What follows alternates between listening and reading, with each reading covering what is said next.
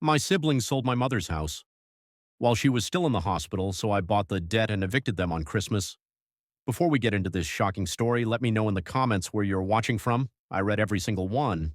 And if you enjoy real-life stories filled with betrayal, family drama, and unexpected revenge, make sure you subscribe and turn on notifications so you never miss a story like this. Imagine being in the hospital, fighting for your life, while your own children secretly sell your house behind your back. Let me tell you exactly how it happened.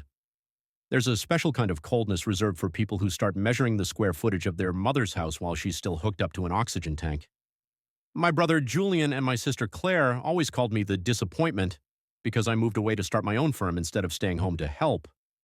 But while they were at Mom's bedside pretending to pray, they were actually forging a power of attorney to put her estate on the market.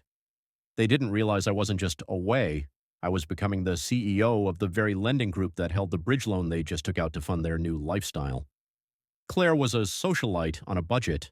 They had drained Mom's savings for years. When she had her stroke, they didn't see a tragedy. They saw an exit strategy. I found a for sale flyer in the hospital trash can. They had listed the family estate, a 100-year-old Victorian, for $1.2 million. They told me they were consolidating assets for Mom's care.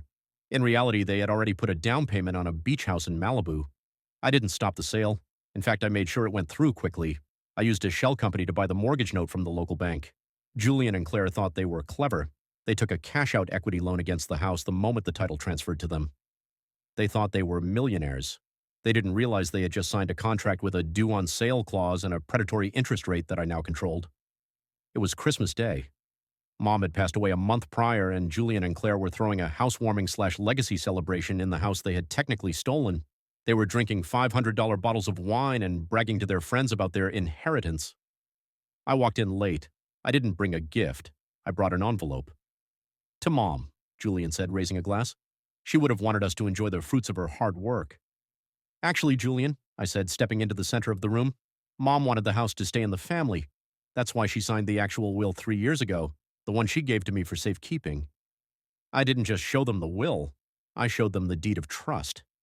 You guys were so eager to sell the house that you didn't check who bought the debt. I'm the owner of Lakeside Acquisitions. You've missed the first payment on that predatory loan you took out, and per the contract, the entire balance is now due, today. Claire laughed, but it sounded like a glass breaking.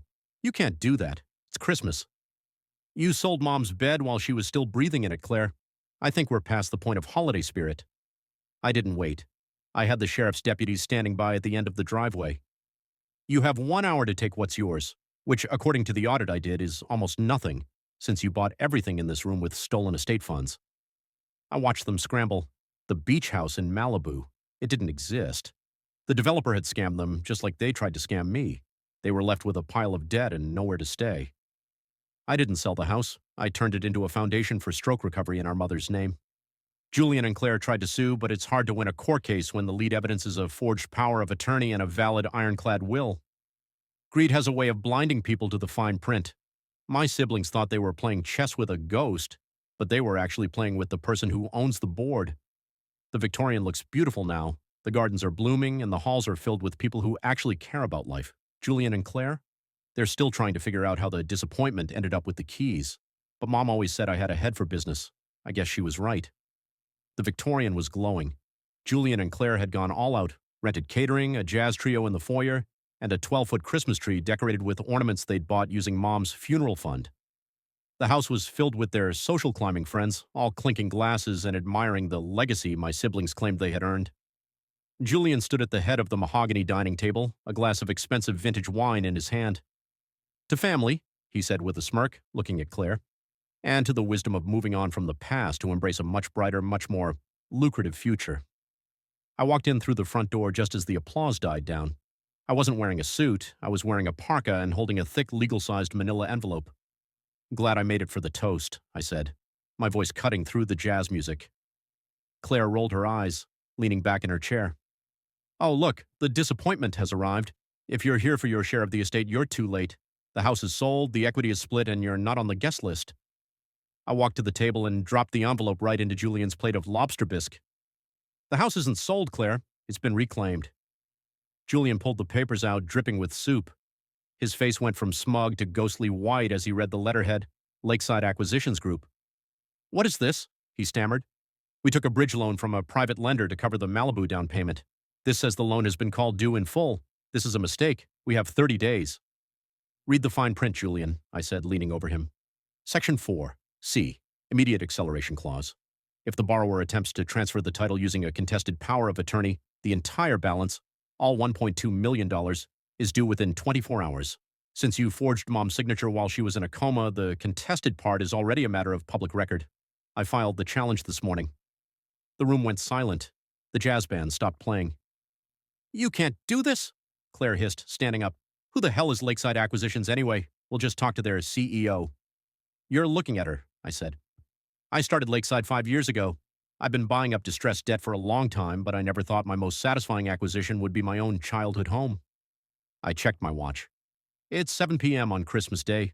Since you can't wire $1.2 million on a federal holiday, you are officially in default. As the primary lien holder, I've exercised my right to an emergency lockout. As if on cue, there was a heavy knock at the door. 2 sheriff's deputies stepped into the foyer. Julian, Claire? I said, picking up Julian's glass of wine and taking a slow sip. You told me Mom wanted you to have the fruits of her labor. Well, the fruit has gone rotten. You have 20 minutes to pack your designer luggage. After that, anything left in this house belongs to the foundation. The jazz trio packed up their instruments in record time, realizing they weren't getting paid. The socialite friends Claire had worked so hard to impress were already slipping out the back door, recording the chaos on their phones. Julian was on his knees in the foyer, frantically scrolling through his phone. The developer in Malibu, he's not answering. Claire, the wire transfer for the beach house, it went through yesterday. It didn't go to a developer, Julian, I said, standing by the fireplace as the deputies began the sweep. I tracked that account. You sent $200,000 to a shell company in the Caymans that vanished 2 hours later. You weren't just greedy. You were easy targets. You were so busy scamming me that you didn't realize you were being scammed by a pro. Claire was hysterical, clutching a designer coat that still had the security tag tucked inside. You're a monster. You're leaving us with nothing on Christmas. I'm leaving you with exactly what you gave Mom, I replied. A cold room and a bunch of lies, except I'm giving you a head start. The deputies have the warrant for the forged power of attorney. You can leave now through the front door, or you can leave in 10 minutes through the back in handcuffs. Your choice. They didn't wait. They scrambled out into the December sleet, carrying trash bags filled with their overpriced clothes, their Malibu dream replaced by a freezing sidewalk and a long list of felony charges. The house went quiet. I walked up to Mom's old room. It was empty. Julian had already sold her antique vanity, but the air felt lighter. I didn't keep the house for myself. I didn't need the square footage. 2 months later, I officially signed the deed over to the Elena Vance Foundation. The Victorian is now a respite home for families of stroke victims, a place where people can focus on their loved ones without worrying about the Bills or the Julians of the world trying to pick their pockets. My siblings thought they were the smart ones because they knew how to play on Mom's weakness. They didn't realize that my disappointment was actually my strength. I spent 10 years building a world where people like them can't win. Julian and Claire are currently facing 5 to 10 for grand larceny and fraud. They still send me letters from prison asking for family support. I send them back a copy of the new foundation's brochure. Mom always said the house should be filled with love. It took me a while, but I finally cleared out the trash so the love could move back in.